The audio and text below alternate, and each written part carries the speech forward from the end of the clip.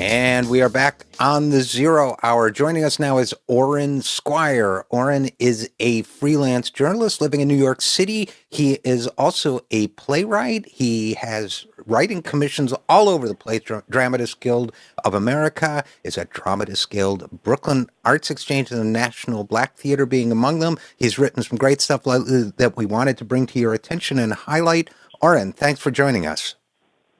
Well, thank you for having me. It's great to be here on this Arctic Friday. Yeah, well, that's what they're saying. Arctic is the word.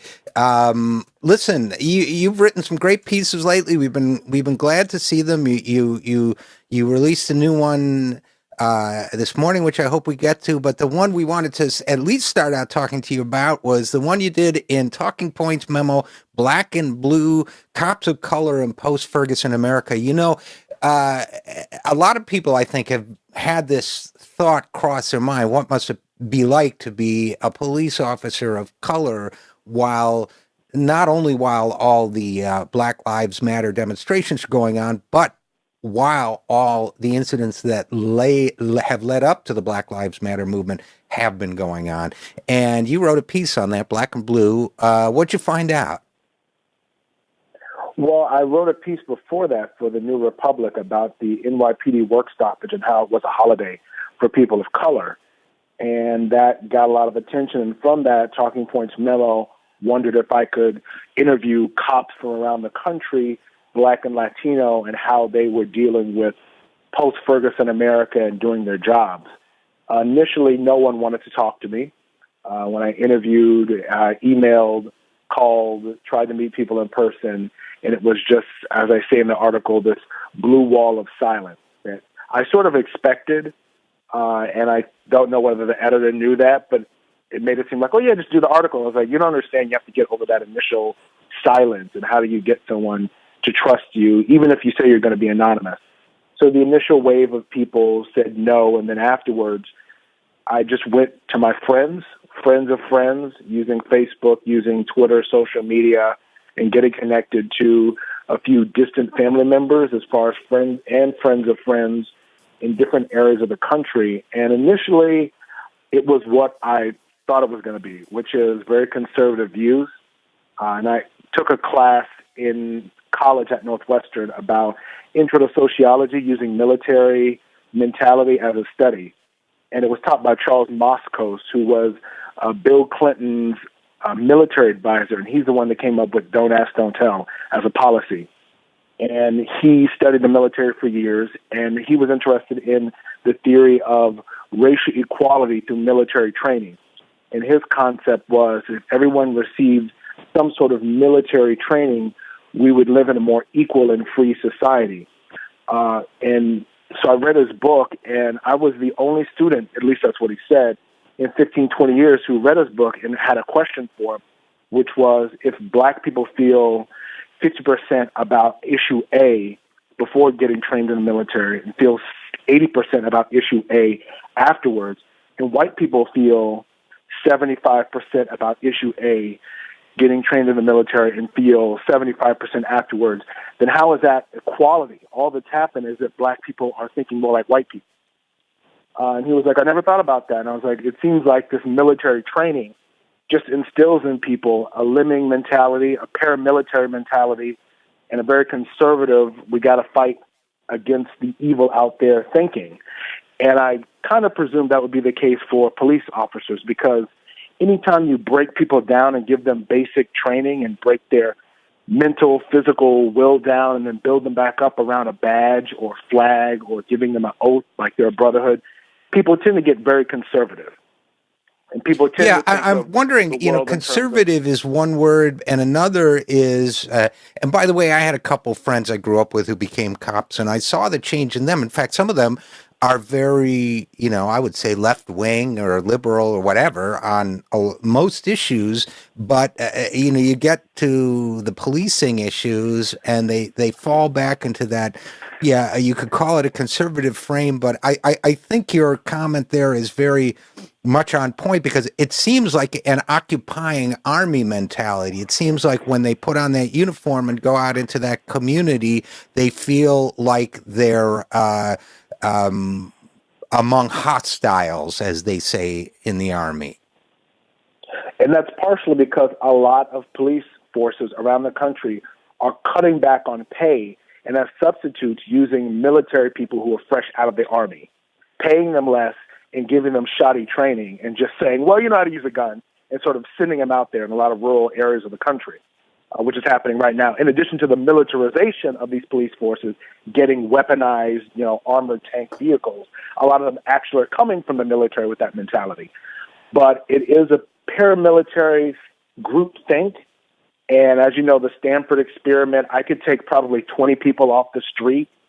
And if you gave me 6 months with them, I could pretty much get them to do, maybe not all 20, but 15 out of 20, I could pretty much get to do what I want to do. If I came up with some badge or made them take some oath, broke down the mentality, made them do a lot of physical training, built them back up around your life now meets this badge. Your life is now each other. And it's us in this room against all those people out there. Now go out there, and protect them. It doesn't work that way. When you have that mentality of us in this room versus all people out there, then that's the way people enforce the law. And unfortunately, with the increase in military officers going into the police force, because there are not a lot of jobs, and because police forces cutting back on funding and then using military people as substitutes, it's increased even more, in addition to weapons that now are hair trigger, which fire 10 rounds in 5 seconds. In addition to this huge militarization of our police force, all these things are built up, and now we have sort of a paramilitary groupthink army that are in many cities of the country. So the initial wave of Black and Latino officers, a lot of them were very conservative and had that thinking. And I asked them about Ferguson, and they would say, well, Eric Garner was a thug, or he was robbing people. And I would bring up statistics about the Pew studies that said the biggest problem Black and Latino people have when it comes to racial discrimination in society is with police officers. Out of all the different types of discrimination, housing, healthcare, job security, all these things that affect people, overwhelmingly, police officers are the biggest issue. And they would dismiss that, or they'd say, well, that's because we in the community aren't taking care of ourselves. And I could see some of what they were saying, because I grew up in pretty bad neighborhoods in Miami. These weren't picnic, beautiful Disney-esque places to live. But it was very strange to me, because you have to sort of sever off part of your consciousness as a Black person, as a Latino person, as an American, and adopt this mentality in order to survive. And we're talking with Aurin Squire about his piece in Talking Points Memo, Black and Blue, Cops of Color in Post-Ferguson America. I'll tell you a quick story. I knew an Asian American guy who became a cop in Richmond, California. Also, not a high-end community by and large. And he talked about, this was many years ago, talked about going out and seeing his fellow cops I can't say the word I would use, beat the hell out of some guy for nothing on his first week on the job. And he came back and he was crying and he didn't know if he could do it, and ran into his parents about 10 years later. He loves it. He loves the job. He's got no problems. So is there a kind of like adaptation to the violence and to perhaps some of the flaws? Look, there are a lot of great cops out there. I'm not denigrating the entire police force or police community, but is there a desensitization process too that goes along with this? Well, as I talked to more and more people, they were conservative, then there was a rookie cop I talked to, and then towards the end I talked to people who are retired. And yes, they had more perspective on David Wright, one of the few people I can actually use his name because he doesn't care anymore, he's retired, who worked for 20, 30 years in New York City, in Brooklyn, said after 3 to 5 years, you sort of lose your humanity and you become this robot. And that's why a lot of cops, they have bad marriages, a higher percentage of divorce, trouble in the household, because they can't come home and tell these things to their wife. They can't tell them, by the way, I just saw someone get the crap beat out of them today, and the guy who did it was my partner. And I can't say anything because then I'll be blackballed from the precinct. And so there were also people like Adil Polonka, who's a very rare exception. He's a whistleblower. Most people aren't like him. And so he's one of the few people that actually went against the grave And of course, his career and his life has been made a living hell because of it by the other 90% of cops who silently go along with the 10% who are abusive and who are destructive. Yeah. And David Wright said, like, look, the cops are the same as human beings. They're the same as people outside. There are robbers, thieves, and murderers and rapists on the outside of the precinct, and they're the same kind on the inside. He would have to lock his locker when he was in the precinct because cops would steal from other cops because they were thieves. So this expectation of, well, because they have a badge, they're not going to steal from other cops. Because they have a badge, they're not going to shoot other cops is not true. And so he had to find a way to regain his humanity. And in fact, he used the arts and he used other forms outside of being a police officer to sort of rediscover his soul to some extent. Yeah. Yeah, I can completely understand that. And I'd like to talk a little more about it when we get back from break. We're talking with Aurin Squire, who has written a piece called Black and Blue about being police officers of color in post-Ferguson America. And we will be back with more on this and other topics after this break. I'm Richard RJ Eskow, and this is The Zero Hour.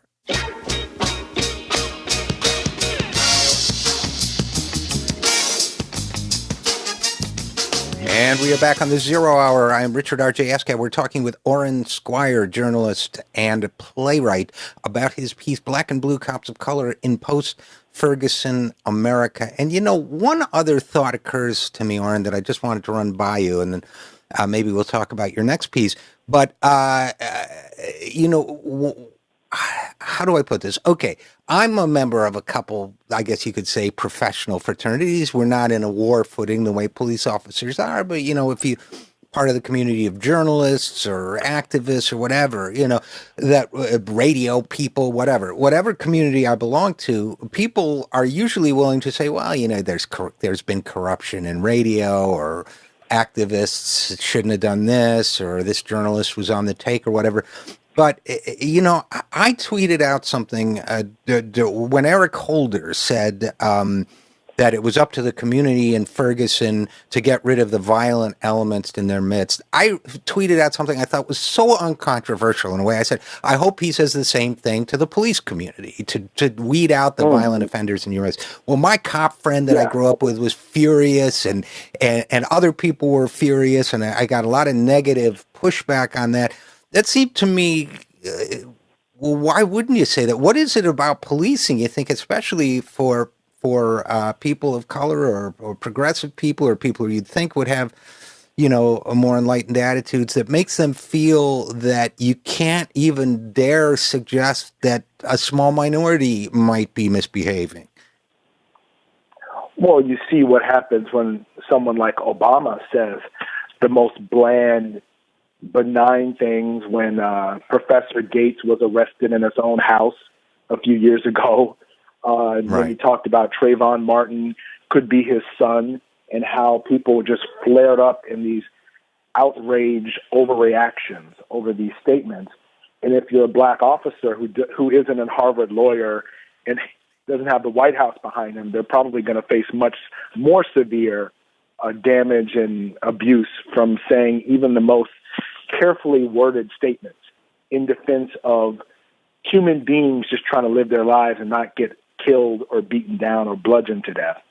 And so I think a lot of people subconsciously or knowingly become a little bit scared and become a little bit hesitant, and then start psychologically justifying why cops have to do what they have to do, even when it's in their own communities with people who look like them and sound like them and come from their same backgrounds.